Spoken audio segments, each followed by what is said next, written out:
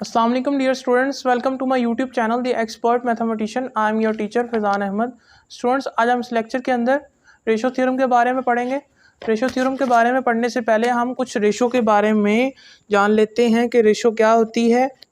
ठीक है, इन coordinate geometry हमें वैसे पता है कि रेशो क्या होती है, तनासब को कहते हैं, यानी कि दो क्वांटिटीज़ के दरमियान कंपैरिजन के लिए रेशो का यूज़ किया जाता है।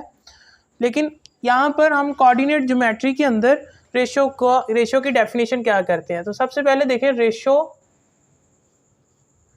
इन कोऑर्डिनेट्स ज्योमेट्री। ठीक है, ज्योमेट्री देखें भाई, definition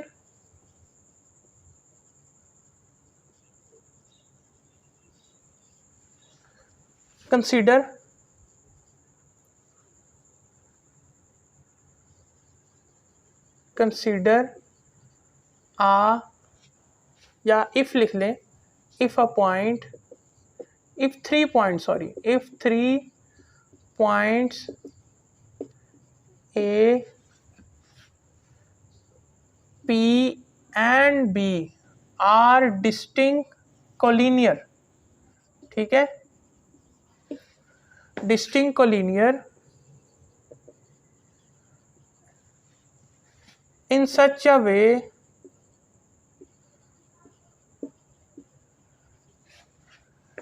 that we define a ratio,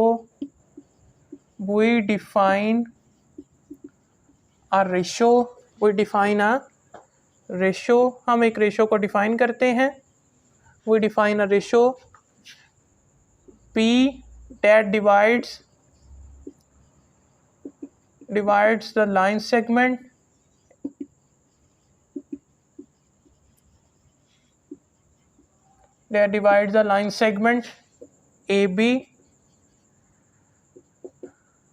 AB line segment को क्या करती है, P रेशो डिवाइड करती है, जैसे कि AP ओवर PB।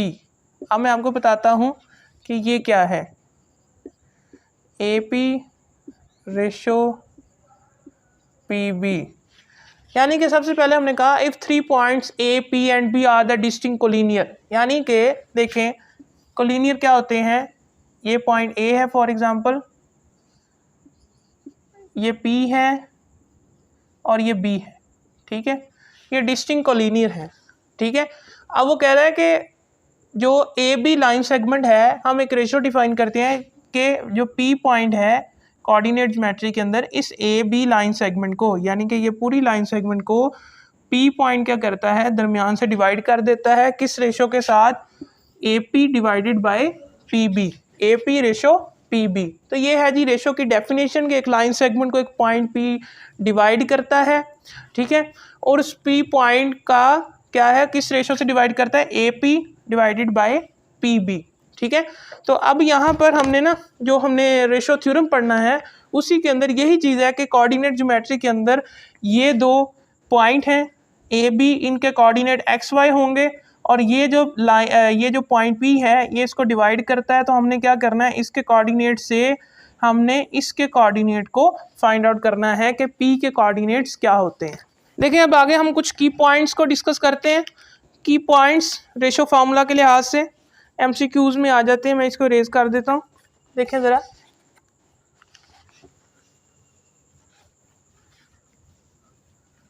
मैं इसको रेज कर देता हूँ। देखिए यहाँ पर कुछ की पॉइंट्स हैं। देखिए, पहला की पॉइंट है इफ़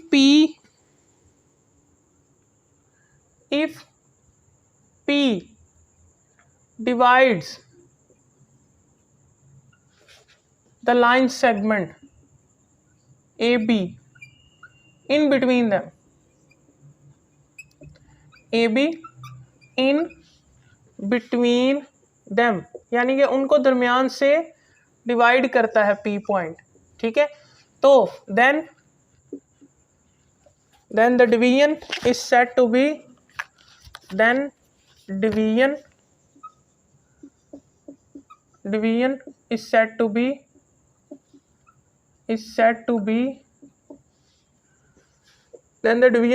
be internal division। ठीक है। इंटरनल डिवीजन, डिवीजन क्या होती है जी? इंटरनल डिवीजन कहलाती है।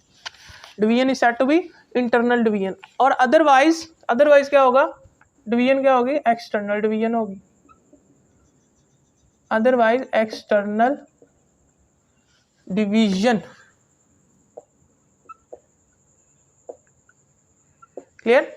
जैसे कि ये एक लाइन सेगमेंट है ए और ये बी, अगर पी पॉइंट इनके दरमियान में डिवाइड करता है तो इसका मतलब है ये इंटरनल डिवीजन है। अगर एक लाइन सेगमेंट है ए और ये बी, अगर P point outside of line segment divide करता है तो फिर या लाई करता है तो ये क्या होगी? एक्सटर्नल डिवीजन होगी। क्या होगी? External division. External division. Clear? तो अब आगे अगले पॉइंट की तरफ चलते हैं।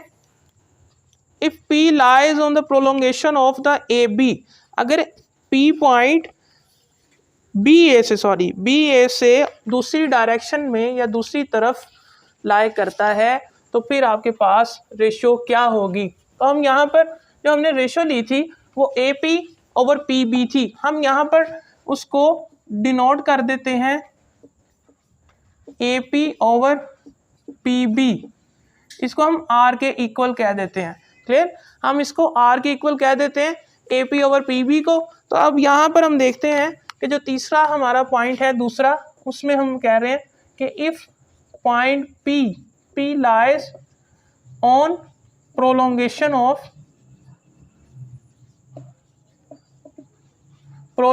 ऑफ ए बी, पहले हम ए बी की बात कर लेते हैं कि अगर ए बी की प्रोलोंगेशन पर पी पॉइंट लाई करता है, इसका मतलब है कि ये लाइन सेगमेंट ए है, ये पॉइंट ए है, ये बी है, ठीक है, और यहाँ पर कहीं पी पॉइंट लाई कर रहा है, ये एक्सटर्नल डिवीजन की बात कर रहा है। तो अगर पी पॉइंट ए बी की प्रोलोंगेशन पर लाई करता है तो आपकी जो रेशो क्या होगी? देखिए ज़रा, आपकी रेशो लाई करेगी इन बिटवीन माइनस इन्फिनिटी से -1 की तरफ। ठीक है, इन बिटवीन से माइनस इन्फिनिटी से -1 की तरफ। ये कैसे होगा? देखें ज़रा, ऊपर क्या है? ए पी क्या है? बड़ा है पी बी से। देखें, A P ratio greater than P B, ठीक है, A P ratio greater than P B. अब ए पी पी बी से बड़ा है तो इसका मतलब है कि जो ऊपर वाली वैल्यू है या ऊपर वाली फ्रैक्शन में या न्यूमिनेटर है वो ग्रेटर है एज कंपेयर टू डिनोमिनेटर के। जब न्यूमिनेटर बड़ा होता है तो इसका क्या मतलब है कि आपकी वैल्यू क्या आती है? बड़ी आती है। लेकिन यहाँ पर हमने क्या लेना है? पी बी, लेकिन ये तो इस डायरेक्शन में बी पी है तो पी बी लेना है, तो इसका मतलब है पी बी का साइन क्या आएगा? नेगेटिव साइन आएगा। तो यहाँ पर देखें तो नेगेटिव साइन है। ठीक है, अब इन्फिनिटी कैसे आया कि अगर ये दरमियान में लाई कर रहा है in the prolongation of A B. अब यहाँ पर अगर पी पॉइंट इसके बिल्कुल नज़दीक लाई करता है तो इसका मतलब है कि इस रेशो का आंसर क्या आएगा? -इन्फिनिटी। ठीक है, अगर बिल्कुल इसके ऊपर लाई करता है तो वो तो होगा ना, इन्फिनिटी आएगा। अगर बिल्कुल इधर इस पॉइंट पर लाई करता है पी, यानी कि प्रोलोंगेशन ऑफ ए बी ही है ना, तो इधर पी पॉइंट इधर लाई कर रहा है, इसका मतलब है कि ये क्या होगा? इसकी रेशो क्या होगी? -इन्फिनिटी होगी, बिकॉज ऑफ ये डायरेक्शन रिवर्स हो जाती है, नेगेटिव साइन आ जाता है। -इन्फिनिटी से लेकर -1 की तरफ इसी के दरमियान लाई करेगा। अच्छा भी, अब हम बात करते हैं कि अगर पी पॉइंट, अगर P lies, if P lies on the prolongation of B A, अगर हम करते हैं बी ए, तो फिर देखें हमने डिनोट क्या किया था? A P over P B, इसको हमने आर कहा था। ठीक है, तो अब क्या है? बी ए है, B A P, prolongation of B A, ये पी पॉइंट लाई कर रहा है। अब देखो भाई क्या करना है? रेशो क्या आर किधर लाई करेगा? आर क्या होगा जी? -1 से लेकर 0 के दरमियान होगा। रेशो क्या होगी, -1 से लेकर 0 के दरमियान लाई करेगी। बिकॉज देखें यहाँ पर कि पी बी डिस्टेंस जो है ये ग्रेटर होता जाएगा जितना ही डिनोमिनेटर, देखो यहाँ पर जो है P B which is greater than A P, अब ये ग्रेटर है तो इसका मतलब है कि जितना डिनोमिनेटर आपका डिनोमिनेटर बढ़ता जाएगा आपकी वैल्यू उतनी ही, जो फ्रैक्शन है पूरी जो रेशो है वो उतनी ही कम हो जाएगी। जितना डिनोमिनेटर बढ़ता जाएगा उतनी रेशो क्या होगी, कम होती जाएगी। ठीक है, और नेगेटिव साइन क्यों आया, बिकॉज ऑफ देखें ये डायरेक्शन उलट हो जाती है पी बी। ठीक है, अब यहाँ पर आगे हम बात करते हैं कि अगर पी पॉइंट लाई करता है, अगर P point, if P point lies on the point A, if P lies on A, then क्या होगा जी, देन आपके पास देखें ये ए बी लाइन सेगमेंट है,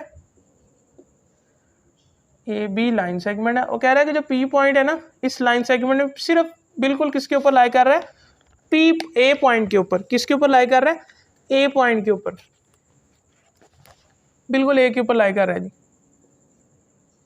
पी पॉइंट लाई कर रहा है। ठीक है, पी किसके ऊपर लाई कर रहा है, ए के ऊपर। तो यहाँ पर जो रेशो आर होगी वो क्या होगा, देखो जरा 0 के इक्वल होगी, r is equal to 0 because of, देखो यहाँ पर A P over P B, ये क्या है, 0 है, 0 आया ना। कैसे 0 आया कि जो ए पी है, ए पी ए के बिल्कुल ऊपर पी है, तो इसका मतलब है कि उसने कुछ फासला तो है ही नहीं है, तो ए पी यहाँ पर क्या है, 0 के इक्वल है। तो ये 0 over P B which is equal to 0 आएगा। ठीक है, 0 over P B which is equal to 0, ये केस था। अब उसके बाद अगर पी पॉइंट लाई करता है किसके ऊपर, बी के ऊपर, पी लाई करता है किसके ऊपर, बी पॉइंट के ऊपर, तो फिर आपकी रेशो क्या होगी, ये देखो भाई ये ए पॉइंट है, अब पी बिल्कुल किसके ऊपर लाई कर रहा है, ए के ऊपर, तो फिर आपकी रेशो क्या होगी, फिर आपकी रेशो क्या होगी, देखें ज़रा ए पी डिस्टेंस तो कुछ ना कुछ हो जाएगा, A P over P B, A P distance तो कुछ ना कुछ होगा, लेकिन पी बी डिस्टेंस क्या होगा, 0 होगा, तो ये क्या हो जाएगा infinity, because of something over 0 क्या होगा, इन्फिनिटी। तो यहाँ पर आपका आर क्या होगा, इन्फिनिटी। तो ये डिफरेंट केस थे जो कि एमसीक्यूज़ के हवाले से पूछे जाते हैं, मैंने आपको बता दिया है ताकि आप इसको इजीली अंडरस्टैंड कर सकें। अब हम थ्योरम की तरफ चलते हैं कि हमने इसके कोऑर्डिनेट्स को कैसे फाइंड आउट करना है। तो सबसे पहले हम थ्योरम की स्टेटमेंट लिखते हैं और फिर हम उसकी डायग्राम बनाएंगे और उसका प्रूफ करेंगे। तो देखिए सबसे पहले स्टेटमेंट, रेशो थ्योरम।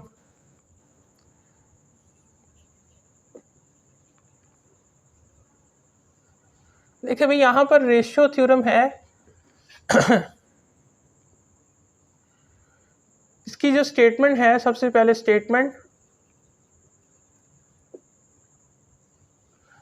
क्या है, लेट या कंसीडर let A x1 y1 and b x2 y2 are the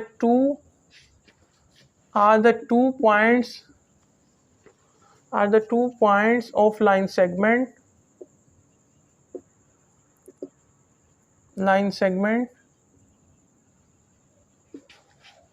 if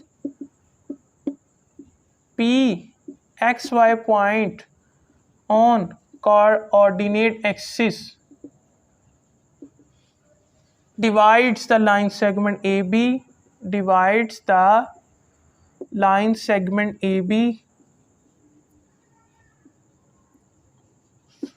क्या कर रहा है जी, डिवाइड्स कर रहा है लाइन सेगमेंट ए बी को इन अ रेशो ऑफ किस रेशो में, हम कह देते हैं m एंड n की रेशो में डिवाइड कर रहा है। Then x is equals to m 2x1 plus mx2 plus nx1 divided by m plus n, और y किसके इक्वल है, my2 plus ny1 m plus n के इक्वल है। तो जो हमारे पास p कोऑर्डिनेट है, यानी कि ये क्या आएगा एक्स वाई, ये क्या आएगा जी mx2 plus nx1 divided by m plus n। तो यहाँ पर my2 plus ny1 m plus n। तो ये आपका p कोऑर्डिनेट आ चुका है। तो ये थी जी स्टेटमेंट। क्या कह रहा है जी, ए बी दो पॉइंट्स हैं, x1 y1 नाम दे दिया उनको, x2 y2 नाम दे दिया, are the two points of the line segment.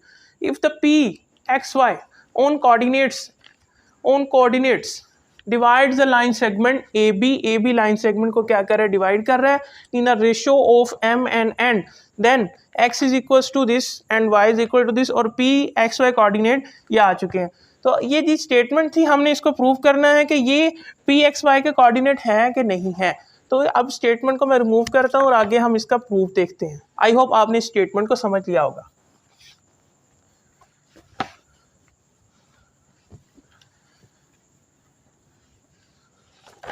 सबसे पहले ना हम इसकी डायग्राम को बना लेते हैं, ताकि डायग्राम से फिर हम इसका प्रूफ आसानी से कर सकें।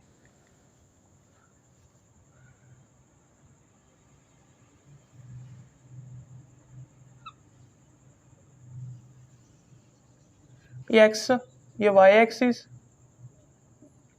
ये एक्स एक्सिस, ठीक है। यहाँ पर एक लाइन बनाता हूँ,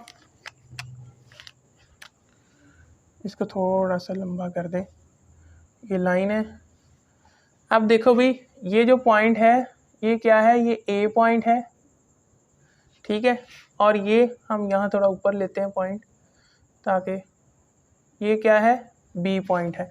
इसके जो कोऑर्डिनेट हैं, इस पॉइंट के कोऑर्डिनेट है x1 y1, इसके जो कोऑर्डिनेट है वो है x2 y2, ठीक है, x2 y2। अब देखो भाई, जो पॉइंट इसको डिवाइड कर रहा है हम उसको कह देते हैं ये पॉइंट है, क्या है, ये पॉइंट है, p पॉइंट है। उसके कोऑर्डिनेट क्या है, x और y की शक्ल में। क्या कोऑर्डिनेट है, x और y की शक्ल में, और इसकी रेशियो क्या है, m और n, ठीक है। अब हम जो हमने पॉइंट बनाए हैं इनको हम लोकेशन बताते हैं कि लोकेशन इनकी क्या हो सकती है। देखो, ये लोकेशन को बनाने का तरीका ये है कि ये जो है ये ओरिजिन है, ओरिजिन से लोकेशन बनाते हैं, 0 और 0 ये O है, O से लेकर हम यहाँ पर एक लाइन लगा देते हैं जी, ये लाइन लगा देते हैं। उसके बाद ये हम नीचे बना देते हैं। उसके बाद ये देखें जी, ये लाइन लगा देते हैं, उसके बाद ये, ठीक है, हमने ये लाइंस लगा दी। अब इन लाइंस का मकसद क्या था कि ताकि हम आसानी से आइडेंटिफाई कर सकें। देखिए यहाँ पर जो पॉइंट x बना है, पॉइंट p बना है, तो इसका क्या मतलब है कि 0 से लेकर x इधर तक गया है, तो ये कितना है, ये x है, ठीक है। इसको हम नाम दे देते हैं m का, और इसको हम नाम दे देते हैं r का, इसको हम नाम दे देते हैं q का, ठीक है। ये m है, ये 0 से m तक का हॉरिजॉन्टल डिस्टेंस कितना है, x है। अब यहाँ से 0 से लेकर p तक का डिस्टेंस वो कितना है, y है। 0 से लेकर p तक का डिस्टेंस कितना है, y है। ये डिस्टेंस कितना होगा, y, ठीक है। ये हमने p की लोकेशन को वाज़ह कर दिया। अब आगे देखें तो हमने इधर बताना है, तो यहाँ से ये कितना होगा, x2, और फिर यहाँ से ये कितना होगा, y2, ठीक है। ये जी यहाँ पर y2 आ गया। अब यहाँ पर देखें जी कि ये लोकेशन क्या है, यहाँ से लेकर यहाँ तक का डिस्टेंस ये कितना है, x1, ठीक है। ये कितना है, x1, और ये कितना है जी, देखो भाई ये कितना है, y1, ठीक है, ये y1 है। क्लियर। तो हमने सबकी लोकेशन को वाज़ह कर दिया जी। अब यहाँ पर हम ना देखेंगे कि ये जो डिस्टेंस है, इस इधर से लेकर रेशो क्या है, ये डिस्टेंस, ये वाला, ये डिस्टेंस कितना है, n है, ठीक है। इसको मैं ब्लैक से लिख देता हूँ ताकि वाज़ह हो जाए। ये डिस्टेंस कितना है, n है, और ये वाला डिस्टेंस कितना है, ये है m। यहाँ से हम इसको कह सकते हैं ये पॉइंट C है, ये पॉइंट L है, और ये B है, ठीक है, तो ये डिस्टेंस हमने यहाँ पर वाज़िया लिख दिया। देखो भाई अब क्या करना है, अब यहाँ पर देखो कि हम इस रेशो को लिखते हैं, प्रूफ इसका करेंगे। प्रूफ में हमें वही चीज़ें लिखेंगे जो हमने यहाँ पर इस डायग्राम में बनाई। कंसीडर वही चीज़, consider a point A B of line segment, point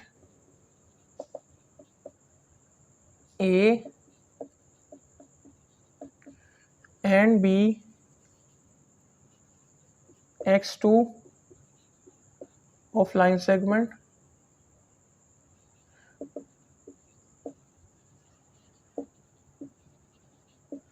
in xy plane, ठीक है। let the p xy divides the line segment AB, divides the line segment AB, क्या करता है जी, ए बी लाइन सेगमेंट को divide करता है ये P point in m and n ratio, m और एन की रेशो से डिवाइड करता है। देन एम रेशो एन किसके इक्वल आएगी जी, एम रेशो एन किसके इक्वल आती है, यहाँ पर इसको हम जो हमने नाम दिए हैं इसके मुताबिक देख लेते हैं, ये डिस्टेंस किसके इक्वल आता है, एम रेशो एन। देखो क्यू एम ये किसके इक्वल आएगा, Q M ratio M R, Q M ratio M R, ठीक है, Q M ratio M R आएगा। अब अगेन देखो तो ऊपर वाली भी यूज़ करनी है तो कर लो, लेकिन हम इसी को यूज़ करते हुए जो हॉरिजॉन्टल है Q M ratio M R को यूज़ करते हुए हम यहाँ से इस फॉर्मूले को प्रूव कर देंगे। तो यहाँ पर देखें तो इसको हम लिख सकते हैं m डिवाइडेड बाय n, यह आएगा जी Q M divided by M R. अब यहाँ पर क्यू एम किसके इक्वल है, यानी कि ये डिस्टेंस q से लेकर m तक का, q से लेकर m तक का डिस्टेंस, और इसके रास्ते में सिर्फ एक o भी आता है। तो देखो हमने तो डिस्टेंस को ऐसे लिया हुआ है, q से लेकर o तक और o से लेकर m तक। तो अगर हम यहाँ पर लिख दें q से लेकर o तक प्लस o से लेकर m तक, तो ये हमें पता है ना, इसका मतलब भी यही है कि q से लेकर o तक और o से लेकर m तक है। उसके बाद एम आर, ये डिस्टेंस एम आर ये नहीं हमें पता, ठीक है। अब इसको निकालने का तरीका ये है कि हमें ये पता है ओ एम पता है और एम आर पता है, ठीक है, ओ एम और ओ आर पता है, सॉरी ओ एम और ओ आर पता है। तो हम क्या करेंगे, ये जो यहाँ पर देखें तो मैं आपको आसानी से बता देता हूँ कि ये m पॉइंट है और ये क्या है, r है। तो हमें किस डिस्टेंस का पता है, हमें ओ एम का पता है जो कि कितना है x है, और हमें ओ आर का पता है वो कितना है x2 है। तो अब देखें तो हमने क्या निकालना है, एम आर निकालना है। तो एम आर किसके इक्वल होगा, हम अगर ओ आर में से ओ एम को माइनस कर दें, ओ आर में से अगर हम ओ एम को माइनस कर दें तो यहाँ पर क्या आ जाएगा, ओ एम ही एम आर ही आ जाएगा, ठीक है। तो अब यहाँ पर देखिए जब हमने इसकी लोकेशन ली थी तो हमने क्यू ओ को x1 पॉइंट कहा था, क्या कहा था जी, क्यू ओ को क्या कहा था, x1 पॉइंट कहा था।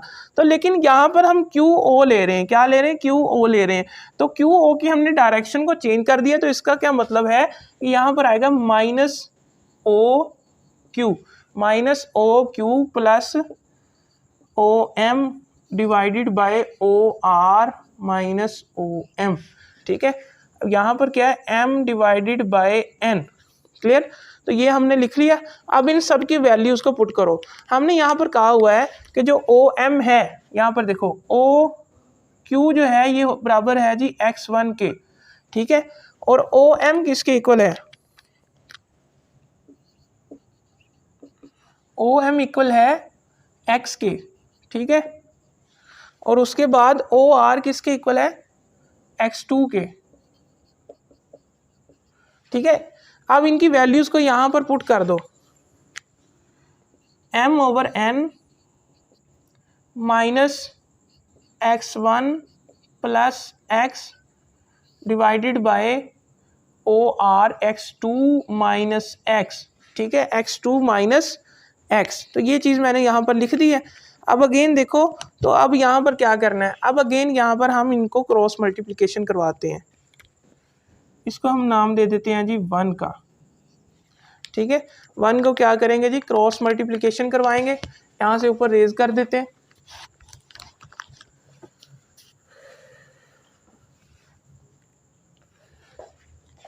m over n is equals to minus x1 plus x divided by x2 minus x, ठीक है, x2 माइनस x। यहाँ पर देखें तो अगर हम इनको क्रॉस मल्टीप्लिकेशन कराते हैं तो देखें m मल्टीप्लाई करेगा x2 माइनस x से, और n मल्टीप्लाई कराएगा x1 plus minus x1 plus x से, ठीक है। तो जब इनको मल्टीप्लाई कराएंगे तो ये बनेगा mx2 minus mx is equals to minus nx1 फिर प्लस nx, ठीक है। तो ये दोनों आ गए। अब यहाँ पर इस n माइनस nx1 को इधर ले जाएं और इसको हम उधर ले जाएंगे। ये देखें mx2 प्लस nx1, ये आ जाएगा nx प्लस mx, ठीक है। अब यहाँ से x को अगर कॉमन ले तो ये बनेगा m प्लस n, ये है mx2 प्लस nx1, ठीक है। तो अब यहाँ पर इसको हम यहाँ पर लाकर डिवाइड कर देते हैं और x पॉइंट निकल आएगा। x किसके इक्वल आएगा, mx2 plus nx1 divided by m plus n के इक्वल आएगा। यहाँ से हम x को निकाल चुके हैं। इसी तरह सिमिलरली इसी प्रोसेस को हम y एक्सिस पर ही अप्लाई करेंगे तो हम यहाँ से वो y पॉइंट भी निकाल सकते हैं।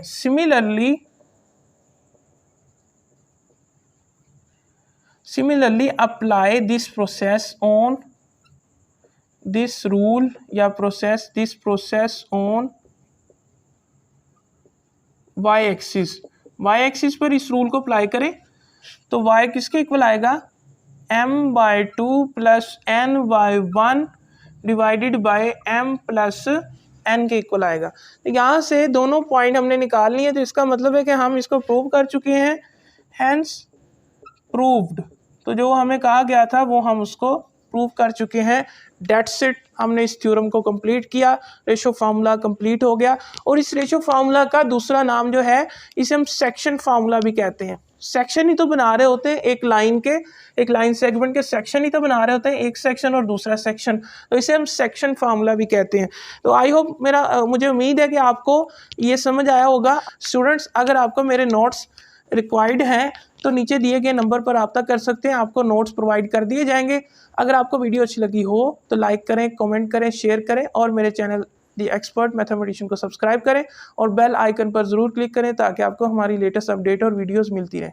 मिलते हैं अगली वीडियो में, तब तक के लिए मुझे इजाज़त दें। अल्लाह हाफिज़।